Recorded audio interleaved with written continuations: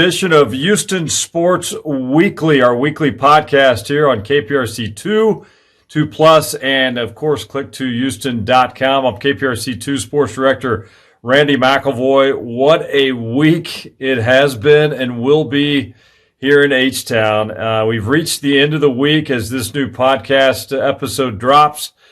You've got baseball season now underway. You've got the Final Four now ongoing over there at NRG Stadium this weekend with UConn, Miami, Florida Atlantic, San Diego State, the four teams that made it to the Final Four. No U of H, no Texas. Frankly, a little bit of the buzz, as great as this event is on a sports landscape, as great as this is for H-Town to host the Final Four, I'm curious how you're feeling out there with kind of the buzz being gone of this event. It's just not there. There are no blue blood programs in this Final Four. It'd be a little bit different despite not having U of H or Texas in this Final Four, but it would be a little bit different if you had a Duke, a Gonzaga, who we talking about, some of these other Purdue, some of these other ones that were the number one seeds in the March Madness. Instead, you've got FAU, San Diego State. No knock on those programs. They've made a great run to get here, but they just don't have the following, of course, the Blue Bloods have when they make it here. So we move on, and we'll cover it. We'll have some fun with it and see how it all plays out Monday night when they crown a national champion.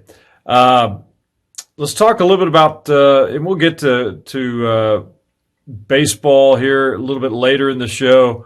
But I want to talk to you about some football, because it is the NFL offseason. We're about to hit the month of April. I'm curious how you're feeling right now with what's happening right now in the National Football League. We've got the Combine behind us now. We've got most of the pro days behind us. There may be a few more still out there, but now we're on the official countdown to the NFL Draft, and that's coming up April 27th. So how you feeling right now about the Texans? How you feeling about their draft picks, their changes in the offseason, the moves they've already made so far? Does it give you a little bit more confidence in this DAmico Ryan's era that's launching? I think so. Since he got hired, you've seen some nice moves by DAmico and general manager Nick Caserio. They're filling some holes. It seems like guys are now perhaps willing to come to H-Town and maybe on shorter deals. They got to kind of prove it with the, payoff coming after a productive season, hopefully. They found a tight end in Schultz from Dallas. They got some help at running back, some defensive help as well. I mean, there's pieces starting to fall in place, but as DAmico Ryan said, this is a far from a complete product, and you're going to see more moves on the roster. They're not going to hold back if they're not producing. They're going to make moves, and they're going to keep making changes on this roster. Of course, the draft's coming up. New faces will come in after the draft. When players are released, what's going to happen? There's so many moving parts between now and the month of July. Just basically buckle up and put your seatbelt on, because I think there's going to be a lot more changes coming your way for the Houston Texans. Now, let's talk a little bit about DAmico Ryan's. I had a chance to cover DAmico, of course, as a player. Just a first-class guy from top to bottom, just unbelievable with the media, honest with the media, really led by example on the football field.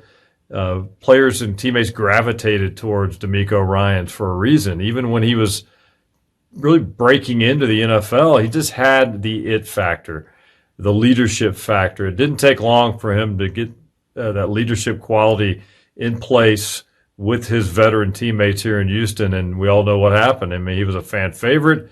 He put up really nice numbers, had the injury issue, and then left the organization. Went to Philadelphia, I believe, and he had a knack and a need and a want to get into coaching. Not everybody wants to do that. When you made a lot of money, these athletes, they don't have to put in the hours that it takes to become an NFL coach. I mean, once you dive in to become an NFL coach, you better be ready. Be ready to put in countless number of hours, basically a year-round job, very little time off. You got to really love to give back to players. You really love to teach. You want to, put yourself through the ranks, start at a low level, work your way up. That's exactly what DAmico Ryan did when he joined the San Francisco 49ers, and he decided, you know what, hey, this game has been good to me. I want to give back to this game now. And he was willing to be a quality control coach and then work his way up. He quickly made a name for himself, earned the respect, got promotions, became the defensive coordinator of the San Francisco 49ers. We all know what they did last year. It's no secret. He was ready to become a head coach, and he was a highly sought-after guy. Everybody knows that in the coaching circle. He had opportunities, but as he put it, he wanted to come home to Houston. He wanted to come back to where it all started for him. Cal and Hannah McNair believed in him. They sold him on the possibilities that will be and can be here in Houston to get this organization back on track. Had they had their downfalls of recent years? No doubt about it. They had their moments. You got to go back. Bill O'Brien got them to the playoffs. Wasn't necessarily pretty every year.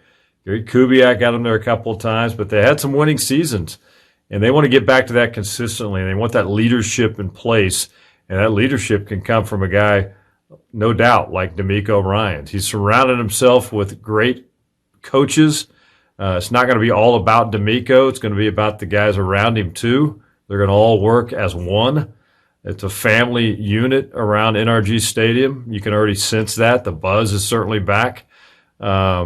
It's something that just hasn't been over at NRG Stadium, to be honest with you, in a good number of years. But you feel it when you walk over there. You know it's just a different feeling. You sense it not only from DAmico when he talks. You're starting to see a little bit of it now from Nick Caserio. I think they're really working well together.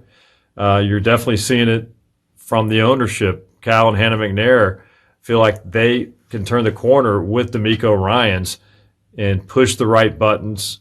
It's all about winning. There's no doubt about that. And people criticize the McNairs that they don't want to win enough. I don't buy that. They're competitive. He's competitive. Hannah's competitive. It hasn't gone well. They've made mistakes. They've owned up to those mistakes, and now they want to get it right, and they want to win. And they can have the best people in place, but if you don't win, it doesn't matter, right? They want to get fans back in the seats. They want to get the energy level back in the city for Texans football. They want the buzz back. And this is a step in the right direction, no doubt, with DAmico Ryan and the recent hires. He's been busy, nonstop. He and GM Nick Caserio have rolled up their sleeves and really gotten to work, really sold the product. And now they want to continue to take that step. It begins with a busy NFL draft with 12 picks, number 2 overall, number 12 in that first round as of now, and many more as they build depth and build through the draft and hopefully some more through free agency as well. Hey, this past week at the NFL owners meetings, the annual event they have, big deal. All the owners go, general managers sometimes go, definitely head coaches go, and they have availability. The commissioners there, but at the availabilities for the coaches, really cool. It's at a breakfast, the NFL breakfast early in the week out in Arizona. By the way, shout out to our Aaron Wilson, clicktohouston.com. He was there gathering a lot of interviews, writing a lot of stories for our website. But this is a chance to get some one-on-one time with DAmico Ryan. He met with the media, small local contingent from Houston, a few writers, including Aaron Wilson was there. He really got into kind of where things stand with the Texans. He couldn't answer everything, but he definitely answered quite a bit. We're going to listen to some of that interview from Arizona right now. For a quarterback, I think the most important attribute I look for is that how's his leadership style, right? How are those other 10 guys that looking? Can they look at you in the huddle and know that, man, we can count on this guy to make a play? We believe in you. And then you have to look across the ball, and it's those other 11 guys, those defensive guys. Can they look to that guy? Can they count on him? Right? Is that quarterback a guy who can galvanize a locker room? and rally the troops and get guys to believe in him, that's the trait. And it's easier said than done because only so few guys can do that, right? And it's special guys, and that's a special position where you can find a guy that his teammates can rally behind, teammates believe in him. That's when you know you have a guy. Is there a quality or such that you've seen in someone who can do that as a rookie? It's every player is different. Some rookies can do it better than others. Some it takes time to develop, right? It's a unique position, and it's not just a cookie cutter, one size fits all, right? There's many different ways to get that done, and I've seen many different styles work. Is there a balancing act when you go to a new team? Like, you want to bring some of your guys who know you and know your system, but you don't want to bring too many. So how did Jimmy Ward fit into that? Yeah, it is a balancing act. You know, initially you want to bring guys in who know exactly how I want things done, how our culture will be set. You want to bring those guys in, but also know it doesn't just work that way, right? So to be able to get a guy like Jimmy Ward is very vital for our defense. You know, Jimmy is a guy, I feel he plays safety in our scheme. He's played nickel, and Jimmy is a veteran guy who's played a lot of football. So with the younger guys that we have a real very young group, a young nucleus of players who are talented. I feel like Jimmy can come in and just help those guys aside from the football aspect, but also just off the field, just how to be a true pro. That's what Jimmy provides and brings to those guys, and excited to get, you know, a guy who can do it in a leadership role. He can provide off the field and on the field. Jimmy is still playing football at a high level. So to add a safety who can make some dynamic plays for us was very vital.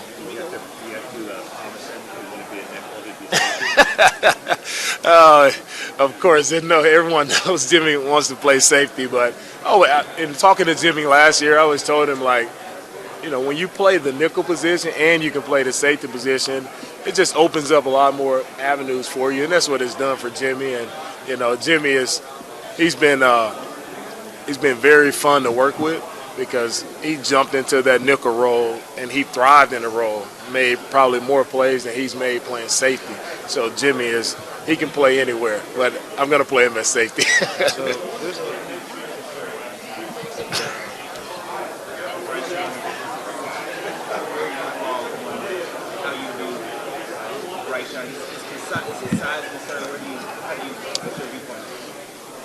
For Bryce, and I know it's a lot going on to talk about his size, right? The guy's done it at the highest level in college football, and it hasn't seemed to be a problem. So, you know, I don't see it as an issue because you watch the tape and you put on the tape and you see the kid play, and you see, you know, how smart he is. You see the anticipation. You see the accuracy. You see, you know, how this guy is calm in critical moments. So when you see those things, you know, size isn't one of the factors that pop up on tape. It's like, oh man, it's a problem. So, you know, again, you just look at the track record, see what he's done in the SEC, highest level college football. He's been successful, and I think he'll be successful in the NFL as well. So.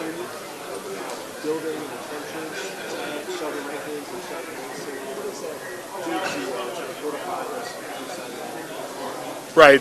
The O-line, D-line, as I talked about earlier, that's the important piece, right, to building a football team. You have to build it from inside out, and to add interior defensive linemen, to add, you know, really good offensive linemen to our team, that's going to be vital to us moving forward and being successful. That's where it all starts. If we can't play well up front, we're not going to be a good football team. So we want to continue to add up front as much as we can on the defensive and offensive side, add as much depth as we can, because, you know, you lose those guys at times. So you have to have enough depth. You have to be able to rotate guys on the defensive side, and you have to have solid guys in the offensive line, you know, that you can count on, and that, you know, we can run the ball behind those guys, and they can also protect.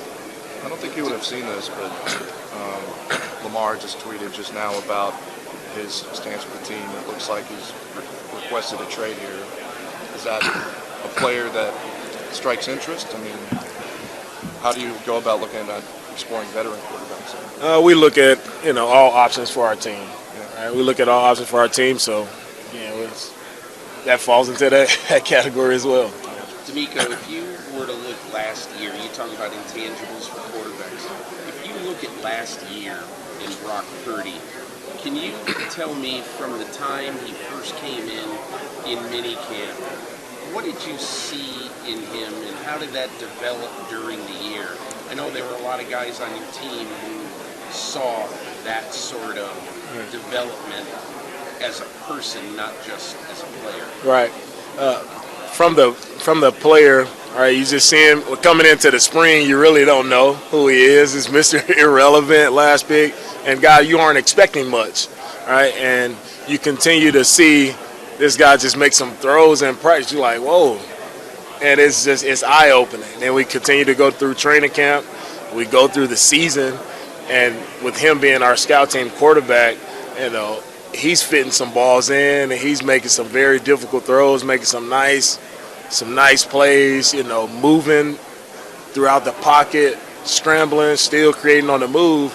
And when you see our defenders, you know, Fred Warner, he's like, oh man, like I'm telling you, this Brock Purdy, he's legit. Like he has that kind of it factor that I was talking about earlier when the defenders, they see it and they notice it and they want to get behind the guy. And that's what Brock had, right? He had that it factor where he had that playmaking ability to where it galvanized the defense. Like they were behind him and they knew he had something special to him. And everybody believed in him because you can see the type of plays that he was making. All right, good stuff from DAmico Ryan's out in Arizona. And, hey, you know what? More to come from the Texans head coach. He's going to be behind the scenes, though, as they continue to evaluate talent and get ready for the NFL draft as well. Coming up, it all begins on April 27th. All right, we're going to take a break here on Houston Sports Weekly. When we come back, more on the latest on all the sports happenings here in H-Town. I'm sure we'll talk a little baseball as well. Hi, everybody. We are back on Houston Sports Weekly. Man, we have a lot to get to. That was plenty there from the Texans and the time in Arizona from head coach DAmico Ryan's at the NFL owner meetings in segment one. Right now, we're going to segue a little bit, if we will, to now some Astros talk. It was opening day on Thursday there at Minute Maid Park and all the build-up coming off the championship. Hey, finally time to play the games that really count. Minute Maid Park was rocking on Thursday, sellout crowd. And it's going to be that way all weekend long with the Chicago White Sox in town. We had a great matchup on Thursday. Framber Valdez, 5 scoreless innings, struck out 4. Dylan Cease, the ace for the Chicago White Sox, just lights out. This is what we expected coming in. Cease with that nasty slider. Framber Valdez has the sinker, the cutter. He kind of does it all. And he threw shutout baseball as well. Turned out to be a victory for the White Sox, 3-2, as you know, to get this season underway. But no panic because it's just one of 162. There's time to regroup, and the team will certainly do that and be ready as they get after it on Friday in game number 2 of that series. It's a weekend set before the Detroit Tigers come to town at Minute Maid Park early in this season, and it coincides with what's just a crazy sports weekend right here in Houston. We got baseball season opening. You got the Final Four going on over at NRG Stadium. The teams will be on the floor. If you're listening or watching this on Friday, today when it dropped, all 4 teams will be working out at NRG Stadium starting at like 10 a.m. and they go through the late or mid-afternoon, I should say. It'll be Florida Atlantic, the Cinderella story of this tournament. I think a lot of people are pulling for the Owls out of Conference USA. They're going to go first, followed by San Diego State. They've got Jaden Ledee from Houston area, played his high school ball at Kincaid High School. He's a role player for San Diego State as well. So a lot going on over at NRG Stadium. And the team's practice semifinals are on Saturday. And a lot of activity going on at the George R. Brown Convention Center as well, with the Fan Fest and everything you want to do with the Final Four. Let's talk some Astros now as I get back to it, because a lot of folks talked at Minute Maid Park on Thursday, including General Manager Dana Brown, and he covered a lot of topics when he met with the media there for about 15 minutes. Here's a little bit now from Dana Brown, and I want to preface this by saying this guy's been working hard behind the scenes since he took this job, and Dana Brown is really fitting in nicely coming over from the Atlanta Braves. Brown, along with Dusty Baker, making some tough roster decisions, which they did earlier this week when they took on the Sugarland Space Cowboys Monday and Tuesday. Ahead of Tuesday's game is when they made some roster moves, optioning a couple of surprise names, Corey Lee, J.J. Matajevic, two that stand out. Many thought they would make this Astros team. Didn't happen. They're starting off AAA Sugarland. They got sit down, but some guys getting their opportunity in the big leagues like Cesar Salazar making his debut, Corey Jolks, the kid out of Friendswood and Clearbrook High School, I should say, coming off a big year with the Space Cowboys and at spring camp. Let's listen in now to a little bit of the conversation with the general manager, Dana Brown. Right now, we're very optimistic that, he could be back. I think he's a fast healer. He's got the soft cast on. So, at the end of the day, I'm hopeful. I'm hopeful that he's going to heal fast. Yeah, because we felt like we had some depth at first base, with, Hensley being able to play first. Also, Diaz can play first. We had depth in the outfield, so there was pretty much, there was no room left at that point. And then we felt like Jolts had a very good spring, and he's going to add some right-handed power to the lineup. And so, we decided to go in that direction. Yeah, Dearden is, I think he actually has a chance to be a big-time power bat can play three positions. He can really run. We were excited about him, and I talked to the group, and a lot of these guys, I told them they almost made the club, and it came down to the wire. I mean, we were really evaluating these guys, and we're looking for good things out of Dearden. Taylor's off the mound. He's actually throwing in games, so we're optimistic about that. He'll get a few games in AAA. Mashinsky, he's just getting off the mound, so it's going to take him a little bit more time. And McCullers is flat ground right now, so that's going to take some time. The good thing about McCullers is he's pain-free, so it's not a ligament or anything like that, so we're optimistic. Yeah, so Brantley, it's probably going to be at least, I would say, 3 weeks. We got to get him in some games down in Florida. Then he'll come here in AAA. He'll get some games in AAA. And when he's pain-free, we'll get him back up here as soon as we could. No, not pain. Every now and then, he'll take some swings and he'll get a little fatigue. So it's more fatigue than it is pain, discomfort. But he's coming along fine. Well, I mean, I just think he has the restriction right now, so I don't think there's much movement at all. But at the end of the day, we'll just continue to check in on him. But I think he's going to be fine. Starters now, I don't think there's going to be any other starters. Most of those guys have been pitching deep into the postseason already. So Valdez is good, Javier is good. Garcia, he's good. Urquidy, he's good. Now, so at the end of the day, I think that the starters, they're all going to be good. We just have to take our time a little bit with Brown and maybe Blanco if he gets added into the rotation. So, in terms of starter depth, we're good. We're good depth in the outfield. We feel like that's, our depth there is good. We could probably use a little bit more depth at second base with Altuve going down. I think right now we only have Hensley and also Dubon.